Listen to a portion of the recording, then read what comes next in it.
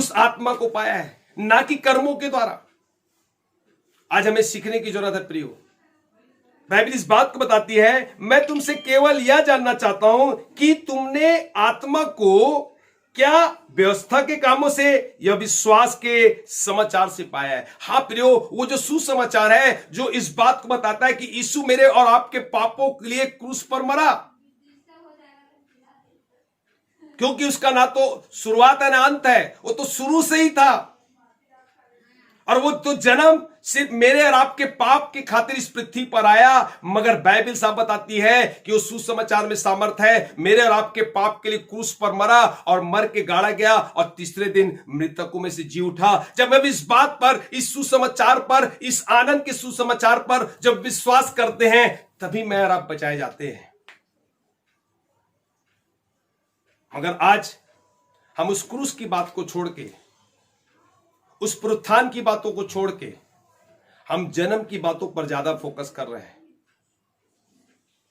और जिसका जन्म है हम उसे तो साइड कर दिए हैं, मगर उसके साथ जो इर्द गिर्द की चीजें हैं हम उन चीजों में लगे हुए हैं। इसीलिए आज कलीसिया खाली है, लोगों का हृदय खाली है, क्योंकि हम यीशु को नहीं, हम यीशु की वस्तु को चाहते हैं।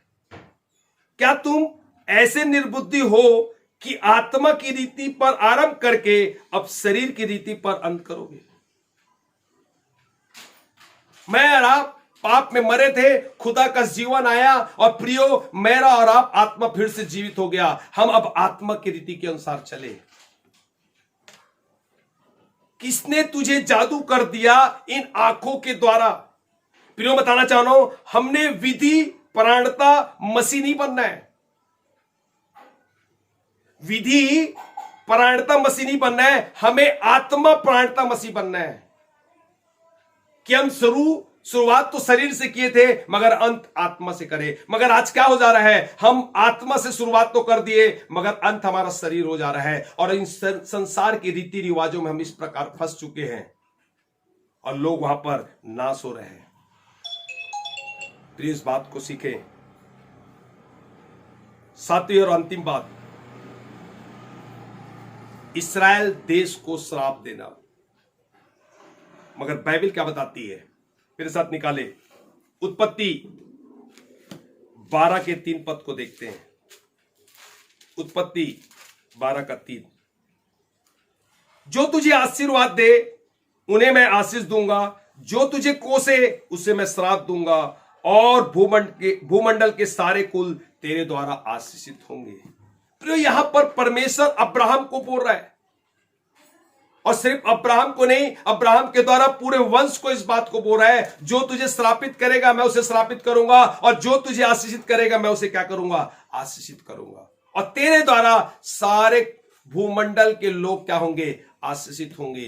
पिरो मैं बताना चाहता हूं, हम अब्राहम के द्वारा इन आशीष को प्राप्त किए हैं, इसलिए हमें कोई भी कैसा भी श्राप दे, उस श्राप हमारे जीवन पे नहीं लगेगा, क्योंकि हम आशीष के संतान हैं। हम विश्वास के द्वारा उस अब्राहम पर विश्वास, जो विश्वास का पिता है, हम ब्लेस किए गए हैं। और अगर इस प्रकार की बात होती है तो मेरे साथ एक वचन और निकाल लीजिए। जकरिया 2 के 8 पद को देखते हैं।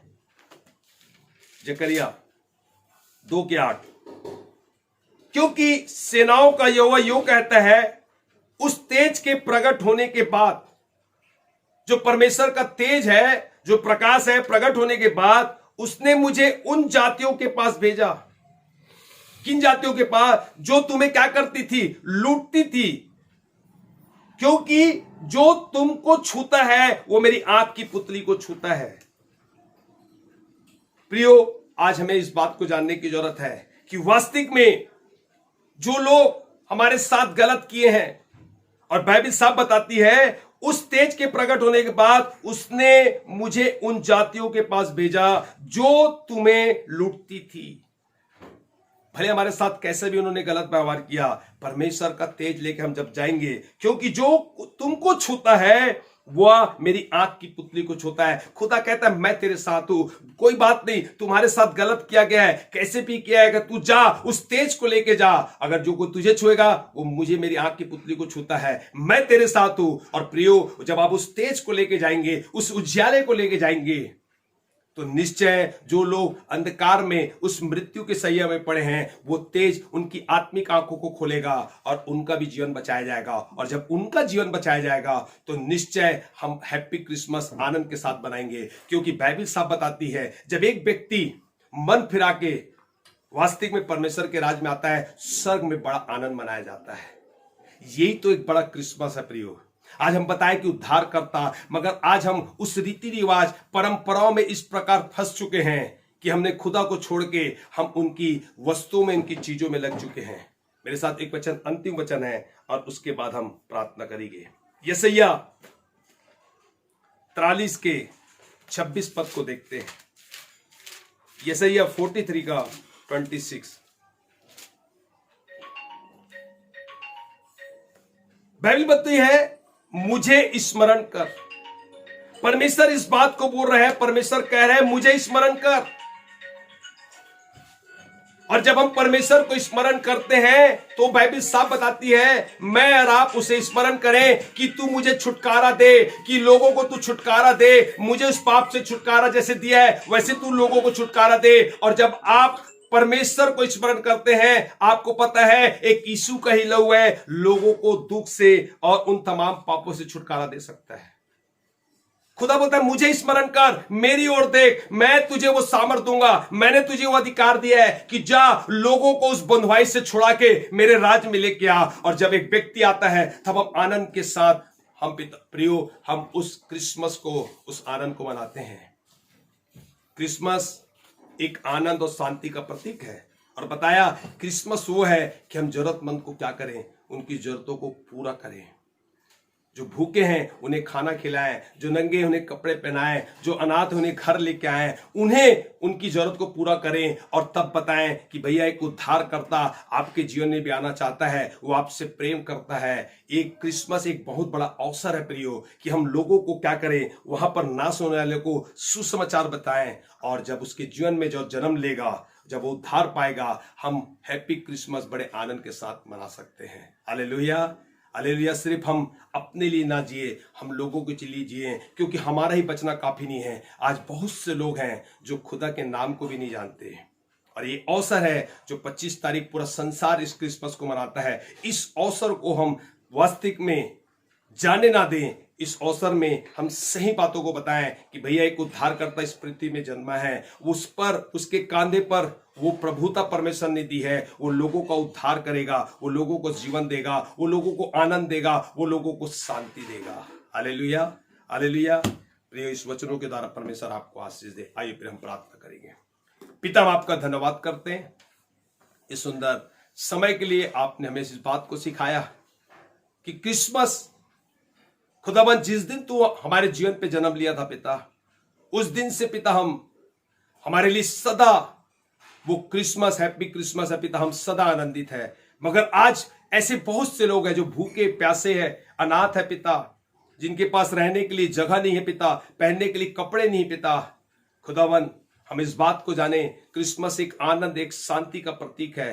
क्रिसमस एक जरूरतमंद की जरूरतों को पूरा करने का एक प्रतीक है पिता, एक अवसर है जो तू आपने हमें दिया है पिता, कि हम खुदावन जो लोग भटके हैं उन्हें तेरे राज में ला सके। इस सुंदर समय के लिए मैं धन्यवाद करता हूं पिता कि खुदावन आपने अपनी कलीसिया से बात किया पिता। आज होने दे खुदावन कि हम खुदावन वास्तविक में उस जन्मदिन पर नहीं पिता, हम उस क्रूस पर और उस पुनरुत्थान पर इस बात को ध्यान दे कि किस प्रकार परमेश्वर ने हमारे लिए उस कार्य को किया। क्योंकि खुदा तो अल्फा मेगा आदि अंत तू ही है पिता, सब कुछ तेरे द्वारा ही उत्पन्न किया गया है। और खुदावन, इसलिए तूने इस बातों पर फोकस किया कि हम इस क्रिसमस को इस प्रकार आनंद मनाएं कि लोगों को तेरे राज्य में लाने वाले हो सके। इस सुंदर समय के लिए धन्यवाद करता हूं। सारा आदर में आपको देते हैं, यीशु के नाम से मांगते हैं, आमीन, आमीन। सबको प्रेज़ द लॉर्ड। प्रभु आप लोगों को बहुत बहुत आशीष दे। कल हम उपवास प्रार्थना के समय दोपहर के 3 बजे लाइव पाएंगे और आप रहें। और संडे हम चर्च आराधना चर्च में करेंगे और वहां की भी रिकॉर्डिंग हम आपके पास भेजेंगे। सब लोग, आप लोग प्रार्थना में रहें और हम पूरे लोगों के लिए दुआ करें कि इस समय, इस वर्ष हमारा आनंद का वर्ष रहे, कि हम सबको और बड़े आनंद के साथ उस सुसमाचार को सुनाने वाले हो सके। सबको जय मसीह की।